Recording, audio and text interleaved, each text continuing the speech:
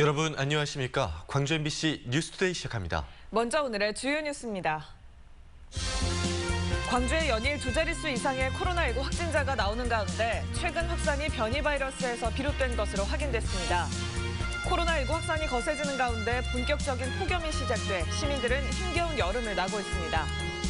학동 사구역 재개발 사업과 관련해 철거 업체들로부터 억대의 뒷돈을 받고 업체 선정에 개입한 브로커가 구속됐습니다. 이틀 전 여수 한재 사거리에서 12명의 사상자를 낸 대형 트레일러는 불법 개조된 것으로 확인됐습니다. 광주에서 연일 두 자릿수 이상의 코로나19 확진자가 쏟아져 나오고 있습니다. 최근의 확산이 변이 바이러스에서 비롯된 것으로 확인이 돼서 우려가 높아지고 있는데요. 백신 접종 이후 확진되는 돌파 감염도 늘어나고 있습니다. 우종훈 기자가 취재했습니다. 현재까지 광주에서 서울 마포구 음식점, 경기 영어학원 관련 확진자는 모두 62명으로 코로나19 4차 유행 이후 가장 많은 확진자를 기록하고 있습니다. 이런 가파른 확산세는 변이 바이러스인 인도발 델타 바이러스와 연관 있는 것으로 확인됐습니다. 질병관리청 조사 결과 서울 음식점과 경기 영어학원 확진자 중 2명이 델타 바이러스에 감염된 걸로 나타난 겁니다. 문제는 감염력이 높은 걸로 알려진 델타 바이러스 확산이 빨라지고 있다는 점입니다. 지난 10일까지 1명에 불과했던 광주 델타 바이러스 확진자는 열흘 만에 12명이 늘었습니다. 이 가운데 절반 이상인 8명은 인천 남동구 가족 모임 관련, 광주 전남 지인 모임 관련 등 국내에서 감염됐습니다. 지난주 대비 알파 변이가 1명, 델타 변이가 12명이 추가되었습니다. 백신 접종을 받고도 확진 판정을 받는 사례도 꾸준히 늘고 있습니다.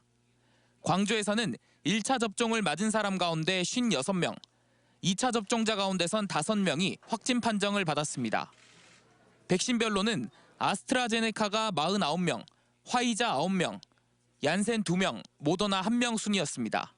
이 가운데에는 접종을 완료한 지 2주가 지나 확진 판정을 받는 이른바 돌파 감염의 사례도 3건이 있는 것으로 확인됐습니다. 코로나 확산이 줄어들 기미를 보이지 않는 가운데 변이 바이러스와 접종 후 감염 사례가 늘고 있어 개인의 각별한 주의가 더욱 필요한 상황입니다. MBC 뉴스 우종훈입니다. 코로나19 확산세가 다시 거세지는 가운데 본격적인 폭염이 시작됐습니다. 중복이었던 어제 광주 시민들의 하루를 이다현 기자가 둘러봤습니다. 연일 두 자릿수 신규 확진자가 나오고 있는 광주. 동구의 한 무더위 쉼터에 더위를 피하려는 어르신 10여 명이 모여 있습니다. 방문자 수가 코로나19 확산 이전에 비해 3분의 1 수준으로 줄어들 만큼 시설 이용이 조심스러운 분위기지만 냉방 시설이 부족한 집에선 푹푹 찌는 더위를 견디기 힘들어 쉼터로 발길을 옮겼습니다. 백신 접종을 모두 마쳤더라도 안에서 마스크를 착용하고 음식 섭취를 금지하는 등 제약은 여전합니다. 안 나올래 안 나올 수가 없어서 나오기는 나와요. 근데 이것이 빨리 코로나가 없어져 갖고 정식으로 운영이 좀 됐으면 좋겠습니다. 폭염이 기승을 부리자 선별진료소 바닥엔 대형 얼음이 깔렸습니다. 긴 대기 시간 동안 바깥에서 줄을 서야 하는 검사 대상자들을 위해 부채와 우산도 마련됐습니다. 검사를 받는 시민들도 힘들지만 의료진 역시 올해도 더위와 사투를 벌이고 있습니다. 틈틈이 에어컨 바람에 얼굴을 대봐도 방호복을 입은 온몸엔 땀이 비 오듯 쏟아집니다. 안 그래도 기온이 높아 있고 불쾌지수도 높잖아요. 근데 지금 사우나에서 앉아있는 상태로 일을 하고 있는 거하고 똑같다고 생각하시면 돼요. 그냥 안간힘을 쓰고 버티고 있습니다. 누군가는 해야 될 일이기 때문에. 광주와 전남 전 지역에 폭염특보가 내려진 어제. 낮 최고 기온은 나주가 36.9도, 광주 36도, 장성 35.4도, 영광이 35.1도를 기록했습니다. 기상청은 북태평양 고기압의 영향으로 이달 말까지 무더위가 지속될 것으로 내다봤습니다. MBC 뉴스 이다현입니다. 히말라야 브로드피크 등정에 성공한 뒤 하산길에 조난을 당한 김홍빈 대장에 대한 수색 작업이 난항을 겪고 있습니다. 고산지대 특성상 급변하는 기상 여건 등 날씨가 최대 변수입니다. 한신구 기자의 보도입니다. 김홍빈 대장이 위성전화로 다급하게 구조 요청을 보낸 건 우리 시간으로 지난 19일 오전 9시 55분입니다. 이틀 반이 지나가고 있지만 수색 작업은 기상 악화로 어려움을 겪고 있습니다. 사고수습대책위원회는 외교 채널을 통해서 파키스탄 정부와 군 헬기를 투입하기로 했지만 고산지대 특성인 급변하는 날씨 탓에 구조 작업에 나서지 못하고 있다고 밝혔습니다. 거기 현지 기상은 변화무쌍하게 전혀 예측이 안 되게 그렇고 지금 상태에서는 안 좋고요. 김 대장이 추락한 곳으로 추정되는 곳은 브로드피크 7,900여 미터 지점. 그러나 조난 전화 5시간 뒤에 러시아 구조팀에 의해서 추락 지점이 확인된 만큼 이곳을 중심으로 날씨가 좋아지는 대로 헬기 수색 작업에 나설 것으로 알려졌습니다.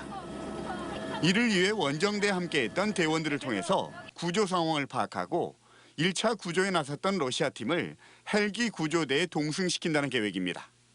그 러시아 요 대원 그 포인트를 아니까 그 대원을 헬기에 태워서 바로 현장으로 지금 이렇게 준비하고 있습니다. 지역민들은 김홍빈 대장이 장애를 딛고 히말라야 14자 등정에 성공하는 등 고난 때마다 불굴의 의지를 보여줬던 만큼 이번에도 무사히 돌아오기를 고대하고 있습니다. MBC 뉴스 한신구입니다. 17명의 사상자가 발생한 광주 학동 재개발 사업의 철거업체 선정 과정에 개입한 브로커가 구속됐습니다. 광주지법은 어제 학동 4구역 재개발 사업의 공사를 희망하는 업체 3곳으로부터 억대의 금품을 받고 계약 성사에 관여한 혐의를 받는 73살 이모 씨에 대해 증거인멸과 도주 우려를 이유로 구속영장을 발부했습니다. 현재까지 학동 붕괴 참사와 관련해 23명이 입건됐고 5명이 구속됐습니다. 광주 북부경찰서는 재건축 아파트 단지 해체 공사 과정에서 불법 철거를 한 혐의로 현대산업개발 관계자와 철거업체 대표 등 2명을 입건했다고 밝혔습니다. 이들은 지난 5월 광주 북구 우남주공 3단지 재건축 현장에서 관할구청이 허가한 해체 계획서와 감리자의 공법 지도를 어기고 불법 철거를 한 혐의를 받습니다. 경찰 조사 결과 해당 철거 현장에서는 당초 계획과 달리 아래층부터 해체해 무너뜨리는 방식으로 공사가 진행된 것으로 확인됐습니다. 지난달 지역 조선업체 하청 노동자가 사내 기숙사에서 숨진 채 발견됐습니다. 그런데 사건 발생 한 달이 지나서야 이 과로사 여부 등을 위한 현장 조사가 진행되면서 초기 수사가 적절했는지 논란이 되고 있습니다. 김한수 기자가 취재했습니다. 조선업체 정문 앞에서 노조원과 사측 사이에 실랑이가 벌어집니다. 한 달 반 전 숨진 하청 노동자의 노동 환경을 밝히기 위한 현장 조사에 동행이 거부됐기 때문입니다. 초동 수사도 제대로 하지 못한 사람들이 여 안에 들어가면 어떤 수사인지 어떡하냐. 선체 부식 방지용 도색을 담당했던 하청 노동자 56살 강모 씨가 회사 기숙사에서 숨진 채 발견된 건 지난달 3일. 하청업체는 강 씨의 근로 시간을 하루 9시간으로 노동청에 제출했지만 실제로는 더 많다는 동료들의 증언이 나오면서 한 달 반 만에 노동당국이 조사에 나섰습니다. 다른 사람들보다 자기가 오다를 더 많이 하고 일을 더 힘들게 하셨다고. 그리고 1차 조사를 맡은 경찰은 당시 강 씨에 대해 부검영장을 신청하지 않은 채 사건을 종결했습니다. 발견된 지 이틀 만에 화장까지 마친 상태. 유가족과 금속노조 측은 당시 강 씨 입안 일부가 변색되는 등 의심 징후에도 경찰이 부검 신청조차 하지 않았다며 불만을 터뜨리고 있습니다. 한 번도 없었어요. 쓰러지신 적.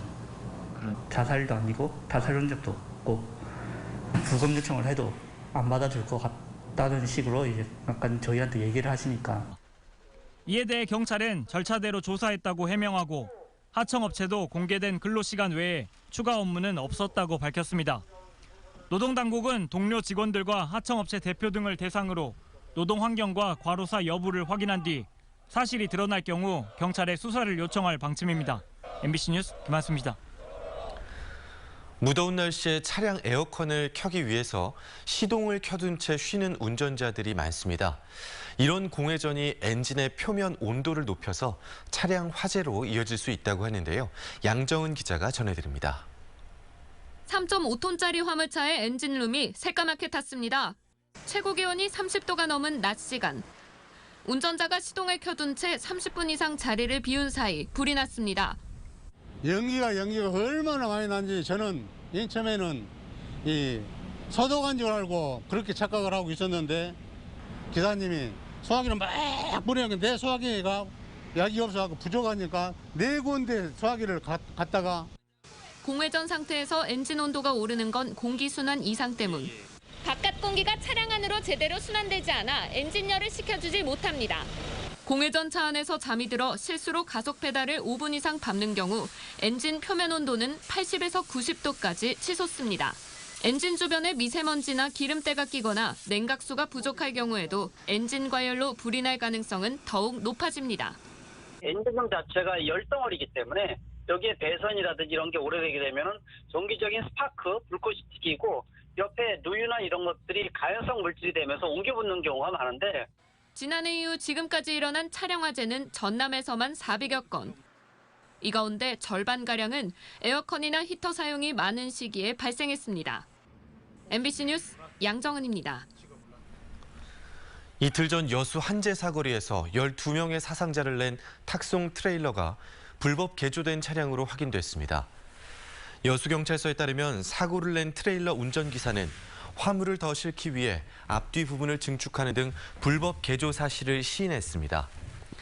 경찰은 정확한 사고 조사를 위해 국립과학수사연구원에 현장 감식을 의뢰했고 교통사고 처리 특례법 위반 혐의로 A씨에 대해 구속영장을 신청할 예정입니다.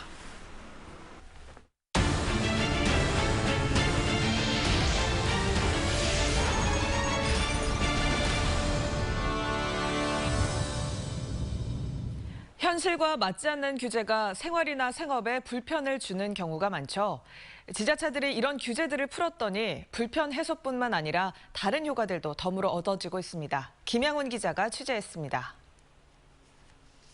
목포 위생 매립장입니다. 악취를 제거하고 모기 등 해충을 없애기 위해 하루 서너 차례 방역을 하고 있습니다. 하지만 매립장 중심은 사람이나 차량 접근이 쉽지 않아 방역 사각지대였습니다. 심지어 비행 제한 구역에 위생 매립장이 포함돼 있다 보니 드론 방역도 할 수 없는 상황. 최근 개선책이 마련됐습니다. 목포시가 해군과 지속적인 협의를 통해 10에서 20m 저고도 비행과 하루 전 신고 등을 전제로 조건부 드론 방역 허가를 받았습니다. 해군과 적극 행정을 통해서 드론 방역을 하게 됨으로써 기존의 차량 진입이 불가능했던 지역까지 모든 지역에 대해서 전천후 방역이 가능하게 되었습니다. 이 사례는 전라남도로부터 지방 규제 혁신 우수 사례로 선정됐습니다. 올 초 장흥에서 터져나온 잠수기 수협과 장흥 5,000개의 세족의 채취 분쟁.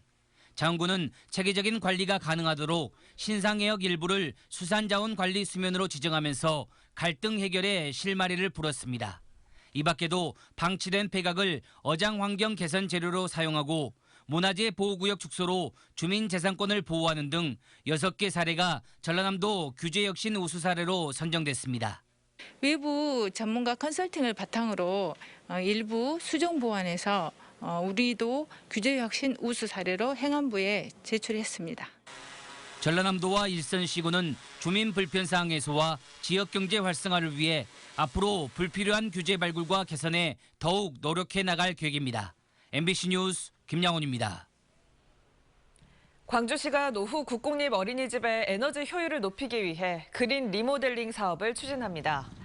사업 대상은 준공된 지 10년 이상 지난 국공립 어린이집 16곳으로 내년까지 단열재와 창호 교체, 고효율 냉난방기와 LED 조명 설치 등이 진행됩니다. 광주시는 이 사업이 국토부 공모사업에 선정돼 사업비 33억 9천만 원을 확보했다고 밝혔습니다. 더불어민주당의 대선 주자인 박용진 의원이 정책의 차별화를 통해 민주당의 대선 후보가 되겠다고 자신했습니다. 박용진 의원은 광주에서 열린 기자회견에서 젊고 새로운 인물이자 중도 확장성이 큰 자신이야말로 야당이 두려워하는 필승카드라며 이같이 말했습니다. 또 법인세와 소득세 동시 감세와 국부펀드 공약, 2개의 수도 전략 등을 제시하면서 김대중 전 대통령의 중도 개혁과 실사구시의 정신을 계승한 후보는 자신이라고 주장했습니다. 어려웠던 시절 육지보다 더 고단했을 머나먼 섬, 흑산도 주민들에게 큰 의지가 됐던 건 다름 아닌 천주교였습니다. 19세기 초부터 천주교와 인연을 맺었던 흑산도가 지금 천주교 순례지를 꿈꾸고 있습니다. 양현승 기자가 다녀왔습니다. 바다가 내려다 보이는 흑산 진리마을 언덕배기. 흑산도 천주교 성당이 자리하고 있습니다. 흑산도를 비롯해 인근 장도에서 가지고 온 돌을 정성껏 쌓아 1958년에 지은 근대 건축물로 원형 그대로 잘 보존되고 있습니다. 국내에서 가장 서쪽에 있는 성당 본당입니다. 전쟁 끝나고 그 어려운 시대에 이 머나먼 이곳에다가 본당을 지어서 처음엔 신도가 엄청 많았었죠. 흑산 성당은 자체로 흑산의 역사입니다. 50년대 말 주민들에게 쌀과 보리, 밀가루와 옷을 나눠줘 보릿고개를 함께했습니다. 교육과 의료, 저축, 조선소, 전기 발전소까지 흑산에 15,000명이 살던 40여 년 전 10%가 신자였던 흑산 성당은 종교 이상의 의미였습니다. 흑산도가 역사적으로도 많은 그런 중요한 가치가 있는 그런 지역들이 많이 있기 때문에 역사 탐방 순례지로 이렇게 좀 지정이 돼서 천주교 광주대교구와 신안구는 흑산 성당을 중심으로 천주교 성역화 사업을 추진 중입니다. 운영난에 시달렸던 흑산 가족 호텔을 천주교가 매입해 흑산 성당 피정의 집으로 만들어 관광객과 천주교 신자들의 쉼터로 꾸렸습니다. 신유박해로 흑산에 유배왔던 정약전 선생을 기리는 순례길도 조성 중입니다. 흑산도 전역을 순례길로 조성해서 많은 사람들이 흑산도의 그런 평화의 정신을 깨닫고 체험할 수 있는. 흑산에 깊게 새겨진 천주교의 역사가 흑산도에 새로운 이정표를 만들고 있습니다. MBC 뉴스 양혜승입니다. 나주 정촌고분에서 출토된 금동 신발 등 유물을 관람하는 전시가 마련됐습니다. 나주 보감리 고분전시관에서 오는 9월 말까지 열리는 이번 전시는 지난 2014년 나주 정촌고분에서 발굴된 금동 신발이 보물로 지정된 것을 기념하고 그 가치를 알리기 위해 마련됐습니다. 이번 전시에서는 금동 신발의 형태와 문양에 대한 소개와 함께 같은 무덤에서 발굴된 장식용 칼, 진품도 공개됩니다. 전태일 열사 51주기에 맞춰 제작 중인 애니메이션 영화 테일이의 완성과 개봉을 위해 광주에서 1970인 제작위원 협약식이 진행됐습니다. 전태일 열사가 산화한 1970년을 상징하는 1970인 제작위원 참여운동은 소액 투자와 홍보뿐만 아니라 참여자의 이름이 엔딩 크레딧에 기록됩니다. 참여 기금은 영화 정산 후 수익 비율에 따라 돌려주고 수익의 일부는 사회연대 기금으로 쓰일 예정입니다. 영화 테일이는 1970년 평화시장의 부당한 노동 환경을 바꾸기 위해 싸웠던 청년 전태일의 이야기를 그린 애니메이션 영화입니다. 광주은행이 코로나19 의료진을 위한 응원 꾸러미 1000상자를 기부했습니다. 광주은행은 부채와 화장수 등 여름용품과 건강식품을 담은 응원 꾸러미를 광주시에 기부했습니다. 5천만 원 상당의 기부 물품은 광주시와 5개 자치구 선별검사소 등에 전달됩니다. 광주은행은 지난해와 올해 초에도 코로나19 극복을 위한 꾸러미와 성금을 기탁했습니다. 지난 5월 문재인 대통령이 제28차 유엔 기후변화협약 당사국 총회 COP28 유치를 공식 선언한 이후 국내 지자체 간의 경쟁이 달아오르고 있습니다. 인천, 부산과의 치열한 경쟁이 예상되는 가운데 남해안 남중권 12개 시군과 공동 유치에 나선 전라남도와 여수시는 국내 개최 도시를 먼저 결정하자는 전략에 힘을 쏟고 있습니다. 최우식 기자의 보도입니다. 지난 5월 말 P4G 서울 정상회의에서 문재인 대통령이 COP28 한국 유치를 공식 선언했습니다. COP28 개최 국가는 오는 10월 영국 글래스고에서 열리는 26차 회의에서 결정됩니다. 정부는 우선 한국 유치를 성사시킨 다음 주무부처인 환경부가 공모를 통해 국내 개최 도시를 정한다는 계획입니다. 그러나 전라남도와 여수시의 전략은 다릅니다. 2012 여수 세계박람회의 시대정신을 기치로 남해안 남중권 12개 시군 공동 유치에 나선 만큼 국내 개최 도시를 먼저 결정하는 것이 한국 유치에도 도움이 된다는 겁니다. 국내 도시들 간의 소모적인 경쟁도 피할 수 있습니다. 현재 국제적으로는 아랍에미레이트가, 국내에서는 인천과 부산, 제주 등이 치열하게 경쟁하고 있습니다. 배출량이 상당히 많은 지역인데 소도시임에도 불구하고 여러 가지 여건이 그런 우리 기후변화 대응을 논하기에 최적지가 아니냐.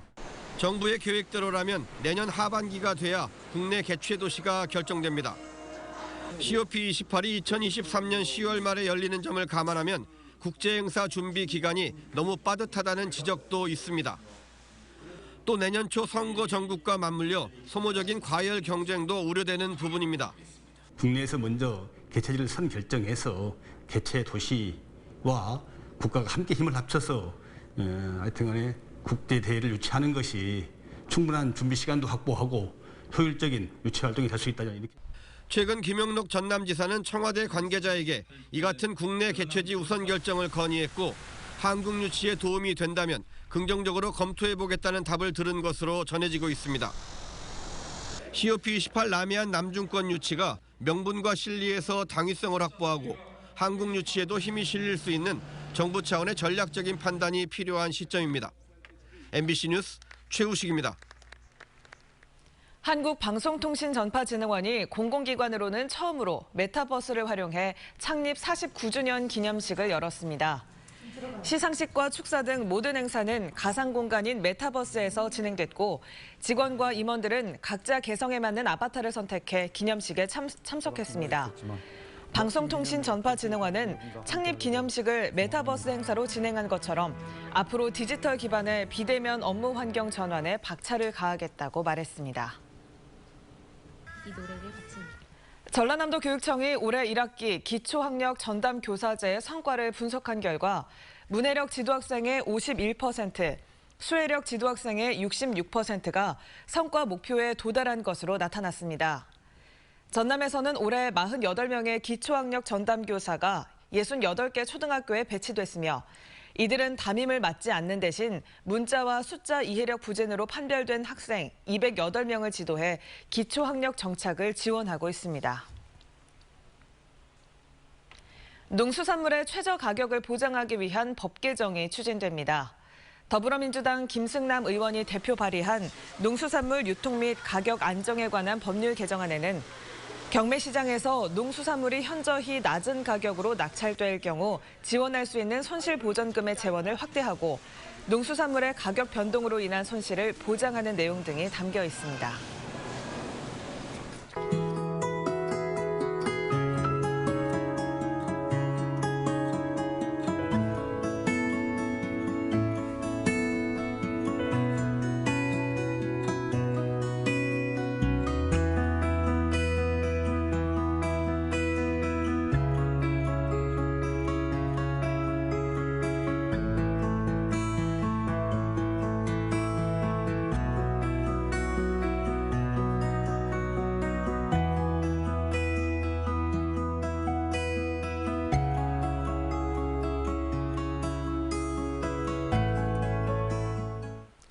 이상으로 광주 MBC 뉴스데일리 마칩니다. 함께해 주신 여러분 고맙습니다.